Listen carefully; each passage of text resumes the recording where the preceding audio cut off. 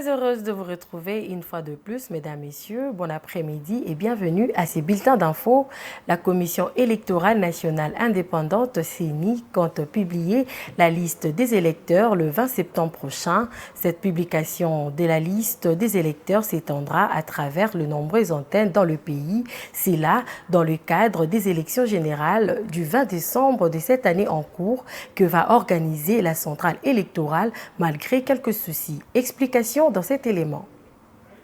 Publier la liste des électeurs le 20 septembre prochain sur toute l'étendue du pays à travers les nombreuses antennes de la CENI dans le cadre des élections générales du 20 décembre de cette année 2023. C'est ce qui justifie la visite du président de la centrale électorale, Denis Kadima Kazadi, au Centre national de traitement, le CNT. Le numéro 1 de la centrale électorale est allé s'enquérir de l'évolution du travail lié à l'impression et au conditionnement des listes provisoires des électeurs qui devront remplir leurs devoirs civiques lors des scrutins généraux. Au cours de cette visite, Denis Kadima a obtenu toutes les informations concernant la faisabilité de cette opération qui consiste en amont à générer les listes selon les bureaux de vote pour procéder à leur impression brute avant de passer à leur vérification dans l'optique de les conditionner par rapport à l'organisation administrative de la RDC. Il est question de constituer les colis par antenne où s'effectuera l'affichage des listes pour être consulté par les électeurs. Étant donné que la loi oblige à publier la liste des électeurs, la CENI se prépare pour se conformer à la loi, d'où minutieusement vérifier ces listes et le cas échéant faire les ajustements et les mettre en colis en vue de les convoyer au niveau des antennes pour affichage et le travail qui se fait de façon systématique avec des étiquettes. Pour y parvenir, il faut un personnel suffisamment formé. À ce stade, la CENI s'emploie à ce que le 20 septembre 2023, ces listes soient prêtes, affichées dans les antennes et aussi disponibles sur le site internet. L'avantage de cet exercice est de permettre aux électeurs de vérifier si le nom qui figurera sur la liste électorale est bien transcrit.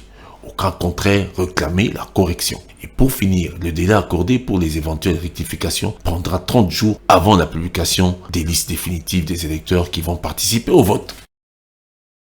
Après plusieurs semaines de démarches pour la suppression de la redevance aéroportuaire appelée GOPAS, le programme multisectoriel de vulgarisation et sensibilisation a fait une mise au point le jeudi 14 septembre 2023 pour déclarer qu'une correspondance de la Régie de voies aériennes RVA avait été envoyée afin d'informer l'opinion publique sur le sujet. Suivez.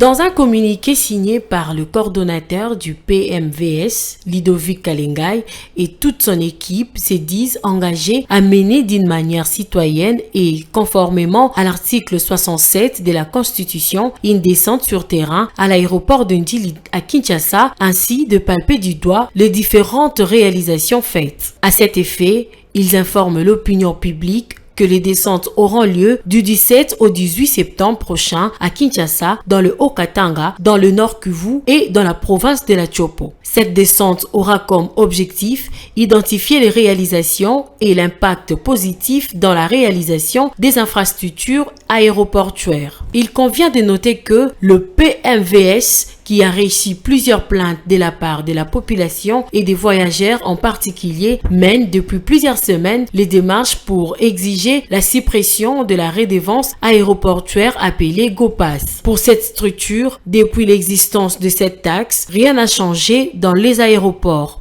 Il a par ailleurs annoncé des propositions palpables pour la réhabilitation des aéroports. On enregistre plusieurs cas d'incidents routiers dans la ville de Kinshasa. Cela va des embouteillages monstres aux accidents de circulation. Le premier accusé dans ces désordres sont le policier de circulation routière. Cependant, ces derniers rejettent la faute aux conducteurs qui, pour la majorité, ne maîtrisent pas le code de la route. Policiers de circulation routière contre conducteurs, une confrontation de tous les jours dans la ville-province de Kinshasa. Suivez.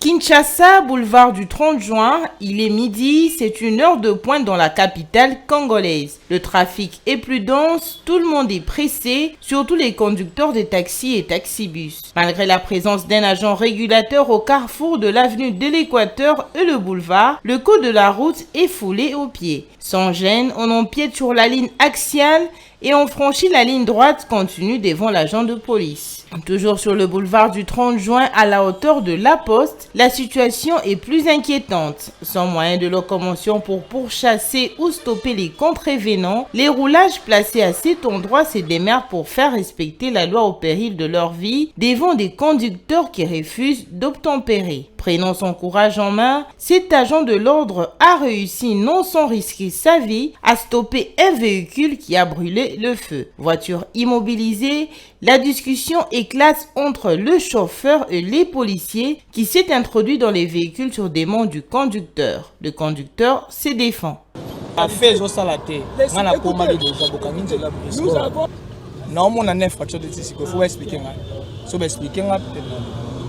Ce roulage est habitué à recevoir toutes sortes d'explications. Il estime que les raisons souvent avancées par les conducteurs pour justifier les faits qu'ils brûlent le feu ne sont pas fondées. S'il n'a pas vu l'agent, c'est parce que le conducteur n'a pas respecté la distance entre les véhicules.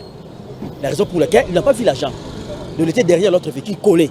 Alors s'il avait respecté la distance derrière le véhicule, il devait avoir l'agent. L'affaire s'est finalement réglée loin de la caméra. Mais toutes les interpellations ne sont pas toujours fondées. Les conducteurs accusent la police de procéder parfois à des interpellations arbitraires, ce qui provoque souvent des embouteillages. Selon cet usager de la route, ancien de la Commission nationale de prévention routière, la majeure partie des conducteurs congolais ne savent pas interpréter les signaux routiers. À Seattle, quand le véhicule approche de la bande piétonnière, à 100 mètres déjà, il diminue la vitesse pour montrer aux piétons que c'est votre droit.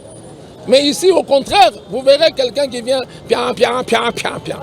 Dans la circulation routière, le respect des intersections et des priorités permet d'établir un ordre de passage. Ne pas les respecter peut entraîner des accidents graves. Les conducteurs sont appelés à respecter la priorité et la police est appelée à réguler la circulation selon les principes.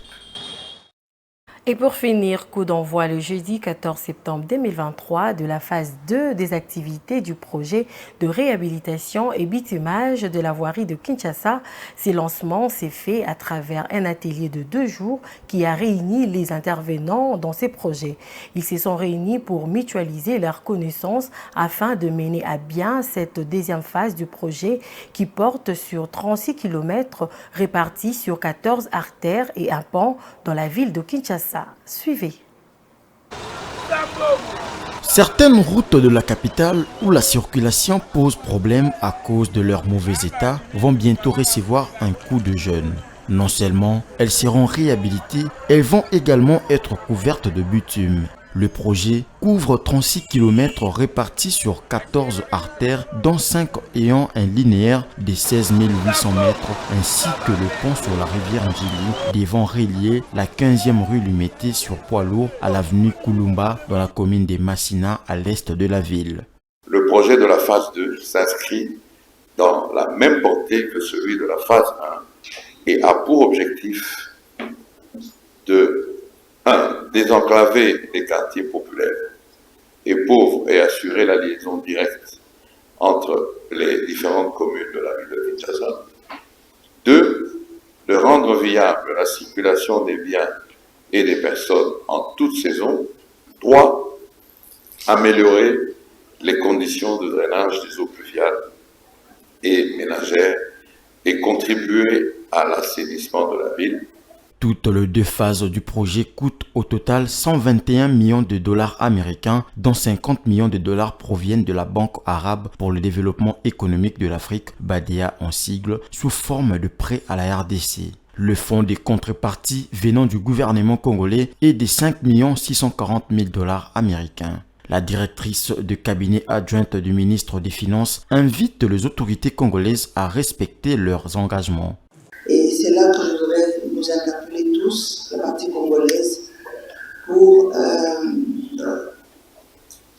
relever notre responsabilité dans la mise en œuvre des projets. Parce que le gouvernement sollicite les partenaires et un partenaire comme la BADEA qui répond positivement avec des financements disponibles depuis de nombreuses années. Mais malheureusement, nous, la partie congolaise, avec plusieurs problèmes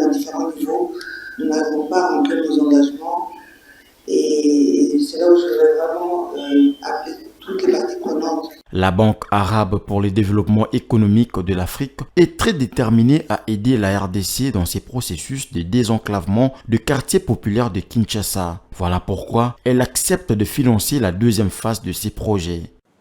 Lorsqu'on prend par exemple la voirie phase 1, ce projet a eu des difficultés à deux niveaux. Le premier niveau de difficulté, c'était la libération des emprises, qui a été une difficulté majeure à ce projet. Et tôt dans ce projet-là, il y a déjà des dispositions qui sont prises pour libérer les emprises. Puisque pour faire des routes, il faut qu'il y en ait de l'emprise pour faire la route. Et donc, la question de l'emprise du projet est une question centrale à ce projet et il est dans des bonnes mains, d'une part. De deux, le second élément qui a aussi retardé la phase 1 de ce projet de voirie, c'est la mise à disposition des fonds de contrepartie. Donc, ces fonds de contrepartie ont mis du temps avant d'être libérés.